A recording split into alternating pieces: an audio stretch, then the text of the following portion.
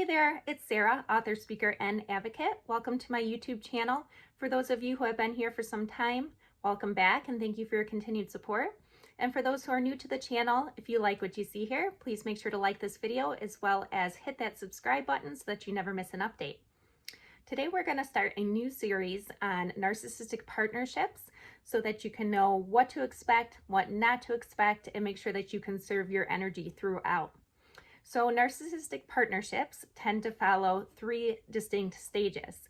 There's the idealized stage, in which the narcissist starts to love bomb the victim. They are everything the victim could ever want in a relationship. They do think, say, act exactly the way the victim would want in a perfect partnership. And this stage typically lasts until the victim is so convinced that this is the partner of their dreams that they allow themselves to kind of be pulled in by the narcissist into an entrapment situation. So the victim will probably be living with the narcissist, perhaps, started a family with the narcissist, be financially dependent on this person, and really feel physically isolated and trapped within the partnership, relying solely on that person for their emotional, mental, and physical needs. At this point, the relationship typically moves into a devaluing stage. So that's where the narcissist will begin to devalue the victim. It could start off with very covert slights, things that seem to be a little off and off-putting, but aren't necessarily overt enough for the victim to be taken aback suddenly. So the narcissist may start to criticize the way this person dresses, their outside relationships that they may still have maintained, what they're doing for a living, just things that seem to be off-putting, but still allow the victim to want to be in this partnership. And then as the devaluing stage continues, normally the slights will become more overt, more aggressive, as the narcissist moves on perhaps to new supply or is just completely pulled away from the relationship. Maybe they're not getting the supply that they used to from the partnership. And at this point, normally the devaluing goes from covert gaslighting to overt gestures and comments. So it's typically within that tail end of the devaluing stage that a victim realizes, look, there's something wrong here. I need to get out. How can I get out? They may feel very trapped, which they are normally by their partner, and not know exactly where to go, who to involve in this, and how to get out safely. So normally at this point, if a victim is able and willing to leave and is strong enough to do so, he or she will pack a bag. They may call friends and family who they can confide in about what's going on. They may set up a safety plan for how to get out. So this is really the point in the relationship in which the victim will determine whether they don't feel as strong enough to leave or they're ready to go. And based on that decision, this will propel the relationship into the final stage, and that's the discard stage.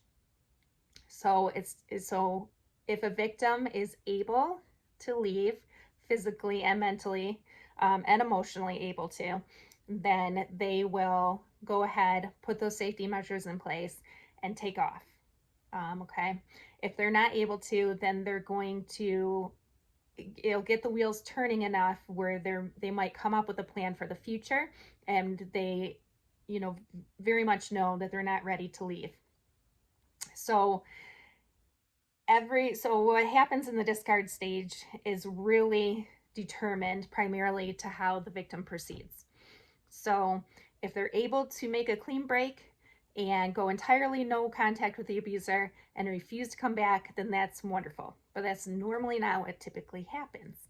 So what typically happens is either the narcissist catches wind of the victim's intention to leave before they're able to, and performs this one final, very intentional blow to their ego, to their sense of self, and to their life in a very tangible way. Or the victim leaves and the narcissist goes back into love bombing and tries to convince the victim to come back again. So if the victim does come back, then a narcissist will perform that ultimate discard, and it's usually life destroying. It's very, it impacts a lot of the victim's sense of self-worth, and creates a lot of change for the victim in a very negative way. So this is why it's so important for someone who has survived narcissistic abuse and has left to not be manipulated by the narcissist, to not come back to the same circumstances that they just left, and to move forward and refuse any attempts to contact the narcissist, or to reply to any contact from the narcissist. Of course, if the victim and the narcissist have children together, then this is going to get a little more messy, right? The narcissist no longer can control the victim, and so thereby they'll try to control the victim indirectly through the children.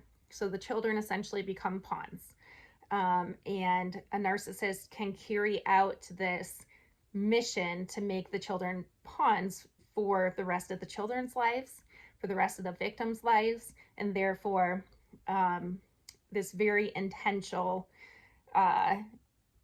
way to maintain that control through the kids not only affects the victim, but it affects their children, sometimes for an entire lifetime. And this may show up in ways such as just a very apparent lack of ability to co-parent, or, you know, very intentionally trying to make co-parenting difficult. It could be that the narcissist is telling the children that their ex-partner is crazy, and is trying to manipulate them in that way. So there's and it could be, you know, all of these things happening all at once, which makes it that much worse. What a victim or survivor of narcissistic abuse can find some peace in is that eventually the children are going to get old enough to realize that this behavior is not great, that it's wrong, and that through modeling by the parent who is not the narcissist, through this healthy parenting style and modeling, the children will eventually realize what is happening, and want to pull away from the narcissist naturally and towards the parent who is able to fulfill their needs, whether it be mentally, emotionally, physically, and all of those things. So what you can expect from leaving a narcissist is that, what you can expect from the partnership is that it'll go through each of these stages. And when you go to leave a narcissist, you want to go no contact no matter what. And what you can expect is when they no longer can control you, they're going to try to control the way the world sees you, which is called a smear campaign, or indirectly control you through your children. And what you can do is just stay strong, stay steadfast, continue to model for your children what a healthy parenting style is like, and eventually everything will work out for the better. So I hope that was helpful. Again, if this is your first time here, please hit that subscribe button so you never miss an update. For those of you who have been here for some time, thank you for your continued support. I really appreciate it, and I'll see you again very soon.